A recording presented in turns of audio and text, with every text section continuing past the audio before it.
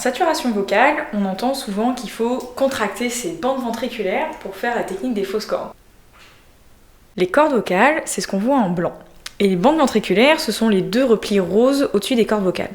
Ce qui est à l'origine des fausses cordes, c'est principalement les cartilages aryténoïdes, dont on a parlé dans la précédente vidéo sur le larynx. Les cordes vocales vibrent normalement pour produire la note, et les bandes ventriculaires, elles, vibrent passivement pour aider à ajouter du grain, mais elles sont loin d'être à l'origine du son. Leur rôle majeur, c'est de stabiliser la pression qui a éventuellement été établie par le diaphragme.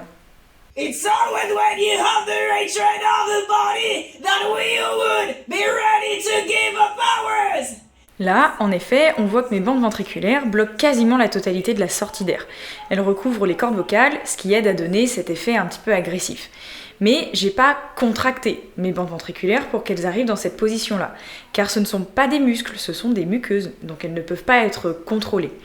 Elles sont influencées par d'autres facteurs comme l'activité des aryténoïdes, le positionnement du larynx et la pression sous-glottique. Pour conclure, les fausses cordes, comme le reste des techniques de saturation vocale, c'est un travail d'équipe. Il y a toujours plusieurs résonateurs qui travaillent ensemble.